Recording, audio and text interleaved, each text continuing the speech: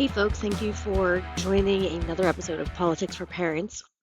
Um, it was Liberation Day this week, so I hope you really enjoyed the festivities and the total madness around it.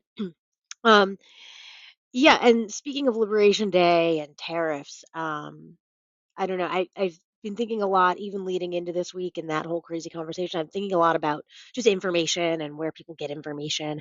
And one of the things that caught my attention a few weeks ago, or a month or so ago, I was listening to a podcast called The Social Political. This guy, Joe Dramala, he is a social listening expert. He's got his own business that does social listening, and he presents his data and findings to different groups and political groups and other types of clients. And he did a podcast episode a few weeks back about the online conversation around education and how the discussion around education and specifically the Department of Education just spiked after Donald Trump started talking about his executive order to dismantle the Department of Education. So I reached out to him and asked him to, um, you know, run some numbers if he could on what's happening in New Jersey, because here in New Jersey, we're starting to see some of the impacts of the Trump administration's moves on education. Earlier this week, we saw $85 million in grant fundings get rescinded from districts that were already planning to deploy those funds on projects that they had lined up. Um, we are seeing our own state level budget battle over funding and who gets more state aid, whose state aid is dropping off. Um, we are seeing some local districts. One local district is kind of embattled right now around a discussion of consolidation, potentially closing schools. And in all these cases, you always get back to people getting information online, especially if it's about local, right? Local issues, their local school, what's happening with their school board. A lot of people are getting information on Facebook. So I wanted to kind of see what the data looked like. Like, what does this online discussion look like from an objective data standpoint, not just, someone's finger to the wind impression of what they're hearing or how it's impacting them. Because I think clearly, online discussions are a prevalent part of our civic discourse, for better or worse. The conversation's happening, it's there. Um, with the lack of local media and local newspapers, you know, long gone in many places, this is where the discussion's happening. And I think it's important to think about that for folks in this space, and folks that are using these platforms. If these are issues you care about, if you're a parent, and you're on these platforms and you're engaging in these discussions, think about maybe, what your role could be in making sure that um, the discourse is productive, it's informed by good information. And it'd be great to see less spillover from these, like the disinformation and the toxic rhetoric online, into school board meetings, and instead just have people come with good, solid information, and maybe a little bit less, vitriol and negativity. So hopefully this is interesting to you. I thought Joe did a great job, um, and his charts and some of the findings are in the text that accompany my Substack post with this episode. So I hope you enjoy listening, and thank you so much for being here. All right. So, Joe Dramala, thank you so much for joining me today. I'm really excited to chat with you because in my personal life, I've had a lot of discussions about online chatter and some of the ramifications in my own community lately as it comes to education. And you are just the guy to speak to because you specialize in social listening. And the reason I even found out about you is because you had posted a podcast through your Substack, Share a Voice, where you talked about the online conversation around education and the Department of Education, and it was really interesting. So I'd love for you to introduce yourself and talk about your work and talk about kind of what you do and why we're chatting here today. Great. Yeah, no, thank you so much for having me. And likewise, I really enjoy your Substack and your podcast as well.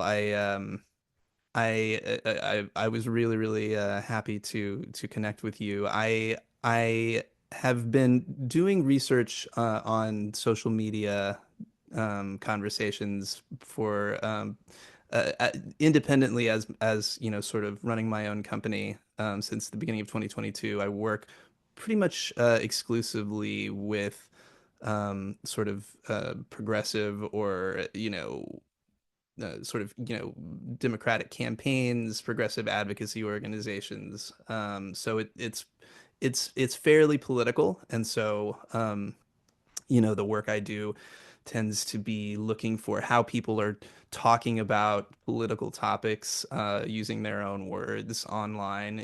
What kinds of topics are they talking about more? What's more important? What's less important? Some of the most important metrics I look at are just the basic size of a conversation. Like, wow, suddenly lots and lots of people are mentioning this on social media, and they weren't a month ago. And this I found to be really true about the Department of Education. Um, in the beginning of March, you had President Trump announce. I'm sorry, the beginning of February, he announced that he was going to sign an executive order eliminating the Department of Education. And in the beginning of March, he signed that executive order. And so that week that he signed it, you saw more people mentioning the Department of Education online that week than at any point in the last 5 years. And so that was, sort of big red flag number one about how important this issue might be. Number two is I know through my own work, I've done a lot of work for sort of state-based advocacy organizations that often work with like their local Democratic governors. This is in places like Pennsylvania, where they have Governor Josh Shapiro, or places like Michigan, where they have Governor Gretchen Whitmer. Yeah. Whenever they present their sort of state budgets, the the thing that people talk about most from those budgets is always education funding, and it's always very positive. People really, really not only strongly associate education funding with Democrats, but it's one of their favorite things that Democrats on the state level will, sort of prioritize. That's good information for folks here in New Jersey since we have our state elections this year. I'm going to be sure to kind of highlight that for all my friends working here in New Jersey on our elections that Democrats should absolutely be talking about education and what they're going to do about funding. So that's good information and actionable. Yeah, and the other piece of it is that lots of people talk about public education online, and they're usually talking about their own child's school, or what's going on at their kid's school, different events. It's a very positive conversation. People speak with um you know the the tools that I use will analyze the sentiment of the different, social media posts. This is using language that the AI recognizes as positive. This is using combative language, so the AI is gonna recognize it as negative. So it's a little bit of a fuzzy tool, but when you have a wide disparity, you can kind of say, okay, this is a mostly positive conversation, and the conversation about public education is 75% positive in New Jersey over the past 12 months. We're talking about 1.45 million posts over the past 12 months from people whose accounts are identified as being in the state of New Jersey. 75% of those were using positive language. Only 25% were using negative language. That changes when you look at the conversation about the Department of Education. Um, and not only are people using mostly negative language, it's 72% negative. But the conversation is very concentrated over the last, 6 weeks or so since Trump made that announcement in early February that he was going to sign that executive order. That is where almost all of the conversation is. And then when you drill down into parents, it becomes even more negative. This is people who have in their social media, bios like mom, dad, mother, father, and lots of people do that. Lots of people will self-identify as parents. It's an easy group to kind of zero in on online. And that's even more negative. It's 78% of those folks are talking about the Department of Education, but they're talking about it being eliminated. And when you look at sort of the data visualizations of, the top words and phrases being used, it is words like, the biggest word in the conversation is the word Trump. Um, but it's also words like eliminate, dismantle, abolish, shut down. People are not happy with what is happening, especially the parents. And when you look at the general conversation about public education, it's very, very positive. It's words like community and students and learn and join and program and, support. It's team. It's all it's very friendly, and people are really um they tend to be just very supportive in general of public schools and public education. And so this is an issue that I think is going to impact so many people on the local level. Um, and with these elections coming up in November in New Jersey, I, I can't imagine that it won't be one of the top issues that's going to be on the minds of voters as they go to the polls. Yeah, I mean, we have our own issues here with our school funding formula and all that. I mean, it's definitely a complicated topic. Um, but yeah, I mean, I think it's interesting to talk about, the Department of Education versus the public school and why, you're seeing the differences there, right? Um, Up until a few weeks ago, right, no one really thought about the Department of Education. I think the context in which most of us intersect or cross paths directly with the Department of Education is student loans, right? I mean, so many people have student loans. That is the department that administers them. So for me, I mean, that was my first association with just student loans. um, and then you also have, the Title I funding that comes from low income schools and individuals with disabilities, those types of funding sources. So a lot of people didn't even realize what the department did until recently. Um, and until, Trump really drew attention to it. Um, and also, I mean, it's funny because he put himself, he had this whole staging last week when he was signing this executive order, in his usual form of having kind of a performative aspect. So it's interesting to see those disparities. Um, so talk a little bit about just like your platform. So how are you getting this information? So what are the platforms you're scanning, and how do you also know, like, who's a parent and make sure you're getting the right data in these things? Sure, yeah. So the tools that I use, they can see pretty much all public social media data. In other words, if your account is set to private, or only your friends and family or people that you follow can see your posts, for example, which is true for almost all of Facebook, then these tools can't really see it. So I don't see very much Facebook. But I see it most of what's going on Twitter X, that which is where most political conversation happens. I can see a lot of Instagram as well, but it's not as political, so it doesn't tend to be as big of a chunk of the conversations that I look at, Yeah, because it's just kind of not as contentious. People, it's and if they do post about politics, they might post an image, yeah, about say so trans visibility day or something like that, but yeah, it tends to be you know uh just a less contentious place. So it is mostly X. I can also but I also pull in data from Blue Sky, but that's much smaller because it's just a much smaller user base than X, sort of orders of magnitude smaller. um, and I can see TikTok, but TikTok is a little bit hard to see on the state level because most people don't put their location in their bio on TikTok. I'm yeah, not sure why that is, but it tends to be very very rare that people will sort of self-identify their location. But a lot more people will do it on both Instagram and on X. So, like I said, that is where most of the data comes from, but it is where most of the political conversation and debate does happen. Yeah.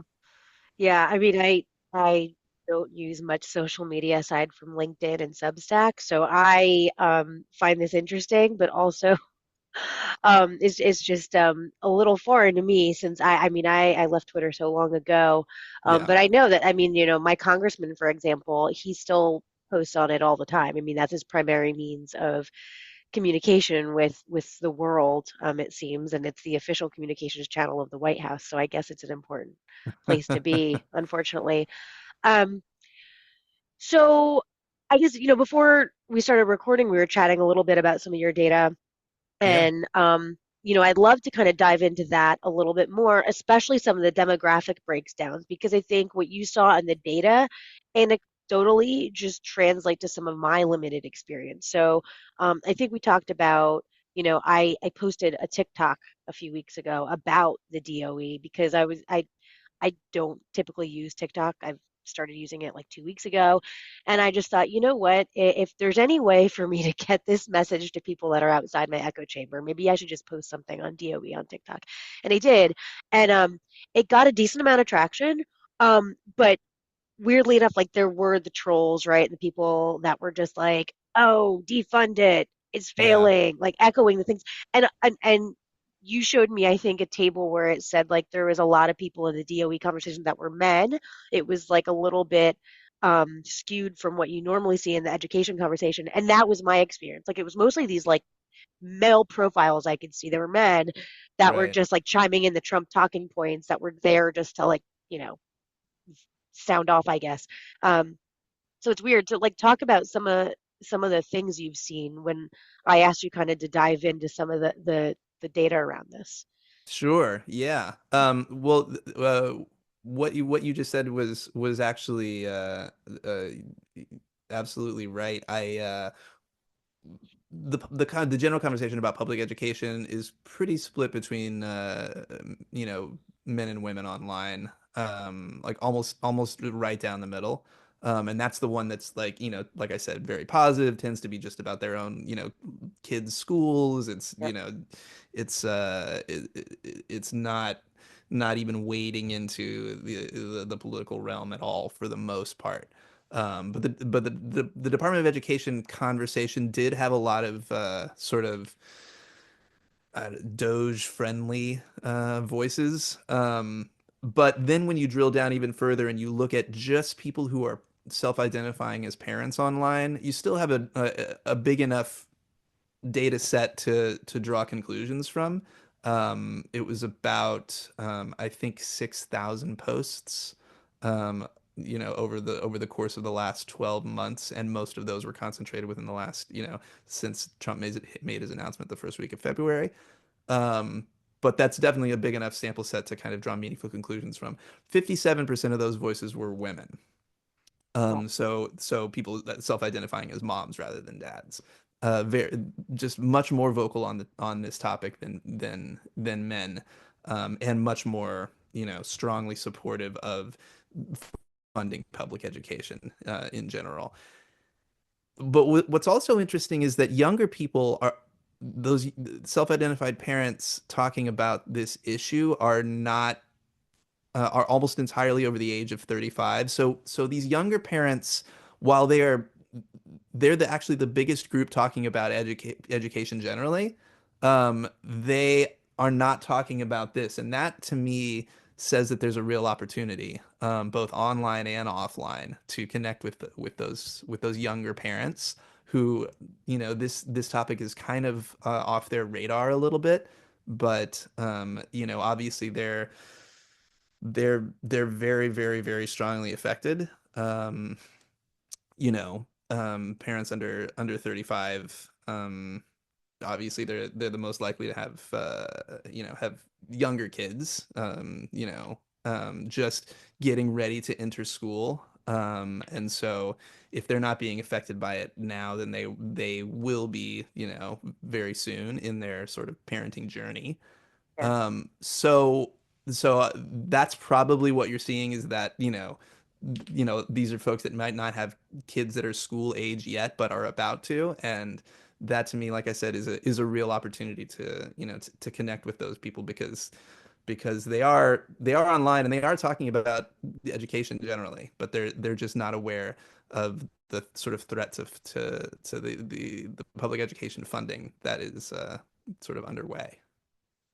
Yeah, that like draws to my mind a couple of conversations I've had recently with parents. Uh, here in New Jersey, we have some districts that are a little bit embattled right now due to funding. And there's like talks of consolidation and maybe potentially some schools closing and stuff like that. And some of the folks I speak to, like the same thing keeps coming up that like people don't necessarily realize what's coming down the road until it's like in their face because people are busy Yeah. and like they're not like they're getting their information on these issues from Facebook or from social media or from friends, but um, by the time the conversations reach like what we're talking about here, like usually it blows up because it's blowing up, like something's Yeah. happening.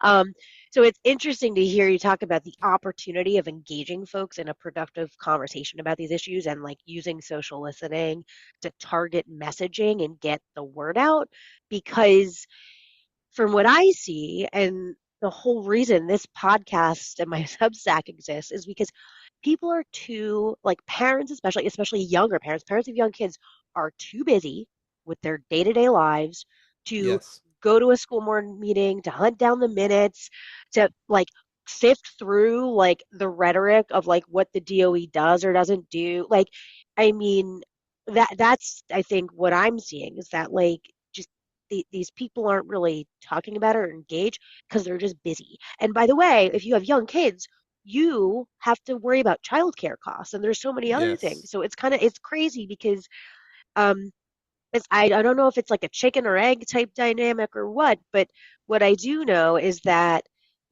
people are getting a lot of information online because like there's kind of it's just a vacuum, right? Like we've Yes. we've got legacy media and local newspapers and things like that have really um, disappeared, I guess. And at the same time, we're talking about issues that really aren't like transparent to people. I mean, most people really don't go to their school board meetings unless, Right. again, there's a crisis, there's a book ban happening or something like that.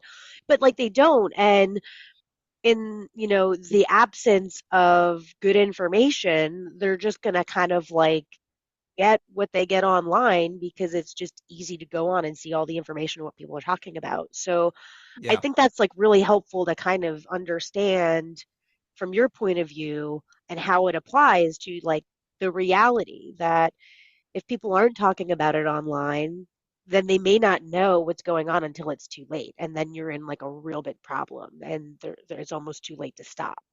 That's exactly right. Yeah. I couldn't have said it better myself. And that's why I think that this sort of the absence of these younger parents does speak to just like I said, a real opportunity to to educate folks on this issue because they are already all parents care about their kids.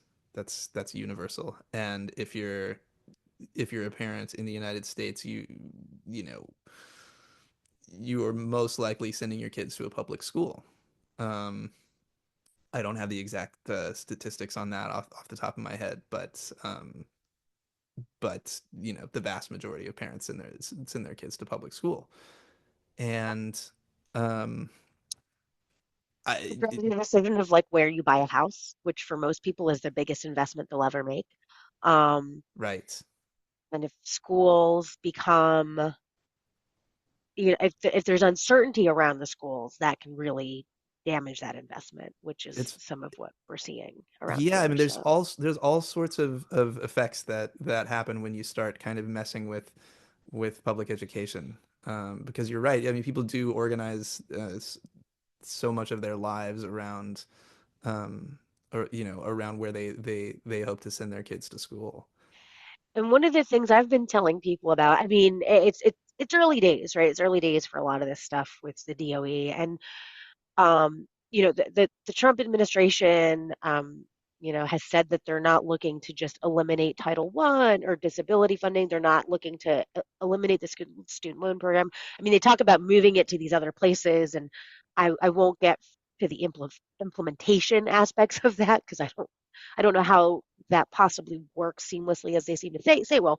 But anyway, give them the benefit of the doubt. Let's say these things are moving to other places, whatever. But on the other side is that, I talked to a lot of people that like aren't as concerned with, Title I funding, or maybe they don't have a child with special needs, so they're not as concerned Right. with the disabilities. But if these programs are disrupted, you mentioned earlier that at the state level, education is a very big conversation because most of our, our funding for our schools comes through our local taxes, Yeah. our town taxes, and then the state will usually put in some type of equalization formula where districts that need support or special types of programs, like the state will step in and give funding. Teachers use it, unions are usually active at the state level. So there's a lot Mm-hmm. of education happening at the state level. Um, but, at the higher level, there are a lot of federal programs that do still help schools in need or communities in need where the state just simply doesn't have the resources. And when I tell people, well, yeah, I mean, your district may not get Title I funding. However, you probably got a state grant to like build a new playground or Yeah. put on a new roof, whatever. And if the federal government is retrenching and not spending what they used to, the pie is getting smaller for everyone. And then, even the higher income districts are going to be hurting because it's probably not going to be as much of a priority, like your playground or your roof, when a low income community has lost significant federal support. And, if we're in a society that still places this emphasis on public education, like your data showing, I mean, we're going to have to figure it out, like how to make that up. So, Right.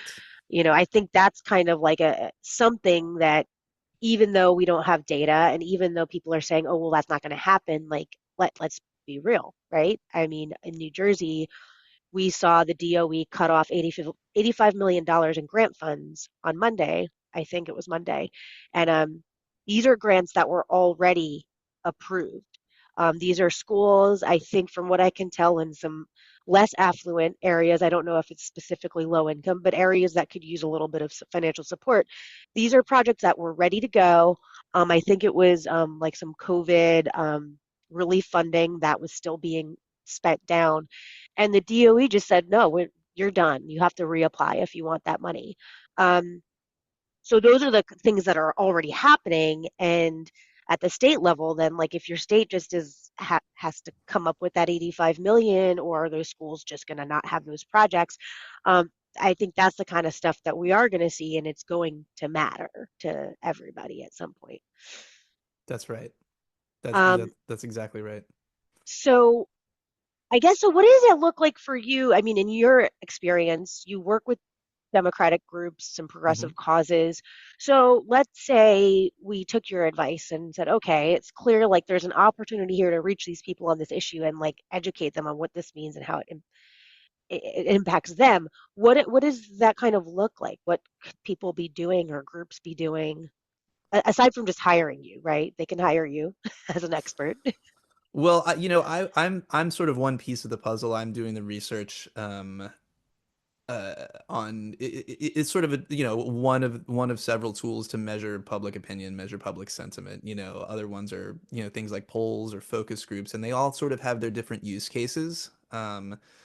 But for the purposes of how to use this information, the most direct application is to use it to to create content online to talk to people, right?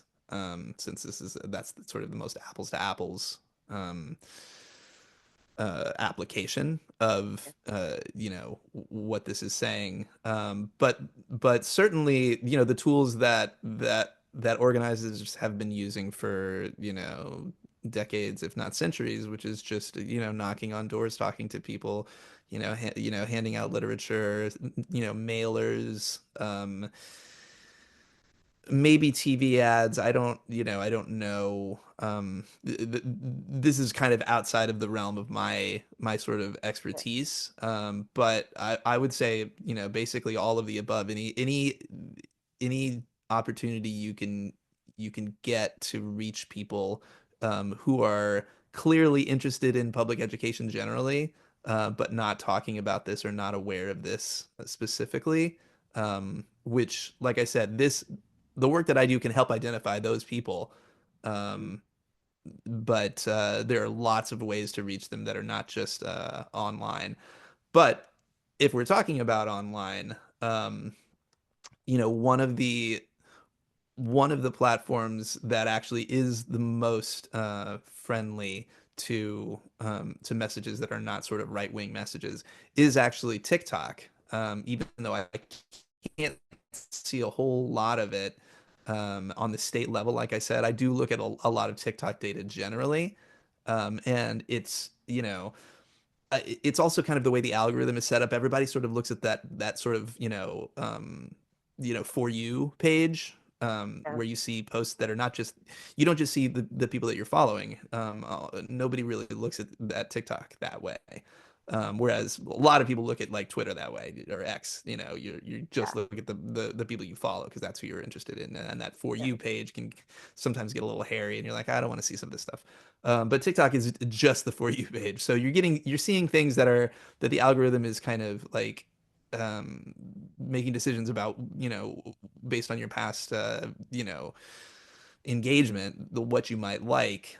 So you have the opportunity to reach a lot of people that have never heard of you or wouldn't follow you if you're posting about something that might be adjacent to their interests. But also, like I said, it's a much more friendly platform to voices that are not exclusively right wing, whereas these other platforms, not just X, but like YouTube is very right wing. Um, Facebook is obviously pretty conservative. It skews a lot older. And since Elon Musk took over X, and made it X, it's much more dominated by right leaning voices than by left ones, especially in the comments sections, which are brutal to just about any post. But like I said, if you're someone and you're trying to get the message across online, I would say TikTok is the first place to go. It also has more daily users than Twitter X. So Yeah. Yeah, I mean, I thought like the reason I've been thinking about this a lot is because I've just seen, at the local level, how influential like social media really has been. And in particular, it seems to be like a lot in Facebook groups, yeah, yeah, and like my answer to this is, oh, well, we need more local journalism, but I mean, who knows if that will ever happen again. Um, but I think the important thing that you've kind of brought to my mind is that like this is just the reality we live in.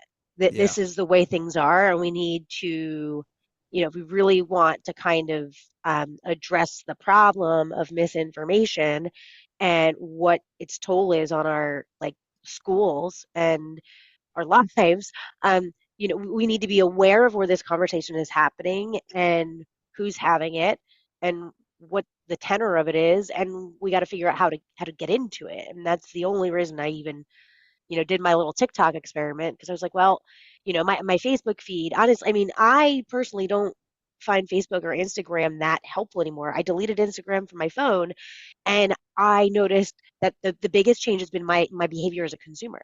I'm consuming right, less because I'm not constantly being fed ads about Botox and collagen and like yeah, stuff that women over 40 look for. Um, yeah, so I don't know. I mean, it's crazy to me that this is where people get their information, but at the same time, I mean, who doesn't have a Facebook account that they log into to see what's being said about like the town or something like that? I'm sure you're the same, especially with parents. Like there's a school Facebook group for parents of the school where they share right, events. Like it's right, so, I mean, we're not going to bring back local media overnight, and then all these issues are kind of happening in real time. So for me, that means like we need to understand what's happening and then create a way to address it. And also I think it's helpful for parents to be mindful of this stuff so that they kind of understand the landscape they're in when they're consuming this information. right, right. Yeah. One that I would add also is actually podcasts. We're doing one right now, but you know, I I think I read a statistic and I talked about it on my podcast. Which is just about the sort of I have a weekly podcast that is just sort of a 5 minute rundown of the biggest things that happen in political social media that week. Mhm.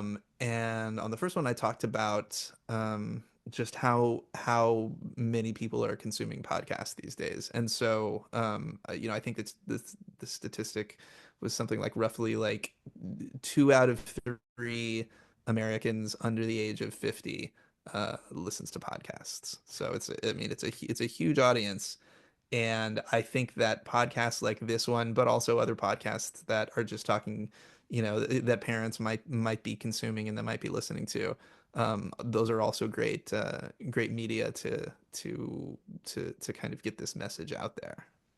Oh, well, thank you. Yeah, I hopefully it's helpful to people. I mean, I just find this so difficult because I'm not a big social media person. And I'm not saying that in any type of a pejorative sense. It's just No. that I know that so many people they use it. I happen to be the dork that just gets email newsletters and watches the news, Bloomberg most of the time, and Right. I try to just go to the primary source too. If our town paper post something about a council meeting. Our council meetings are hosted by Zoom. So even if I'm trying to get my kids in the bath, I can log on via Zoom and listening to what's happening in a meeting. Mm-hmm. Um, you know, our town is transparent. I can access the minutes. So that's what I tell people too. Like if you see something on Facebook, great, but like go to the primary source if you can. And Yeah. that takes time, right? For me, I've been doing this for a long time, so I kind of, for me, it's almost second nature to go to that. But I think where social media can be helpful is have these conversations online and find your people, right? Find Yeah. people in your community that care about these issues and engage in these conversations, and then you can divide and conquer maybe. So maybe where this is useful for the everyday parent is number one, like like have these conversations because if you don't speak up, then the misinformation takes over and question things and go to the primary source. Find a few friends that care about these things and maybe like analyze stuff together or one Mm-hmm. person can kind of dig into the minutes and the other person can reach out to a representative or something like that. I don't know. I mean, Mm-hmm. what do you think is actionable maybe for any parents listening? Again, like this is for people who are Yeah. busy, they're trying to figure it all out. They don't have time to sift through this or create a campaign, but like you're a dad, like what do you take away from all this? Um, well, I mean, I take away that I definitely need to pay very close attention, like you said, to what's going on with the local schools and what they're how they're going to be impacted. Um, I know that as a parent with kids in school, most of the people that I socialize with are other parents of other kids that go to school with my kids, So even in those interactions, and it has been a big topic of conversation amongst the parents that I talk to. Everyone's a little bit concerned, especially because it's so uncertain. What is it going to mean? What are we going to lose? We don't quite know yet. Um, and I think that that's the other piece of this is that I think that the awareness is going to start to really grow once people feel that something has been taken away from them. And that hasn't quite happened yet. It's a little more abstract right now. Yeah. Well, I mean, I think the first step I always tell people is what you're saying is you just talk about it at pickup, right? You talk about it Yeah, at pickup and have the conversation in real life instead of online. Um, and I think, that's the first step to actually building like your own little mini coalition, your mini advocacy group, and finding people that are gonna, kind of be your allies as we navigate all this. that's right. So yeah, thank you so much for your time. Is there anything Thank else you. we should know? Where can people follow you and follow your Substack or if they want to kind of stay up to date with what you're seeing and what you're focused on. Sure, yeah. So my Substack is called Disinfo Against Democrats. Is that Substack? I also have a Substack account. It's just called Share of Voice, and that one is sort of my home base, and it doesn't tend to put out any content really. So Disinfo Against Democrats is actually and the name of the podcast, which gets distributed from that same account, is called The Social Political, and that's sort of the weekly 5 minute rundown of sort of what happened over the past week on social media, in politics. That's important. Um, and uh, for more information, I guess, about the work that I do generally, the my website is shareofvoiceintel.com. So you can visit that and take a look, if this this kind of work might be something that you're interested in, and might find useful. Awesome. Well, thank you so much for that. I found it so helpful to have actual data to back up what I anecdotally have been seeing. That's always nice to have, like, you know, hard information, something that's empirical to point to show why this stuff matters. So thank you so much for your time. My pleasure. And yeah, hopefully, some more people are a little bit more thoughtful now about online and not only what they're consuming, but also like trying to counter the narrative. So That's right. thank you for your service, sister. Same. Thank you.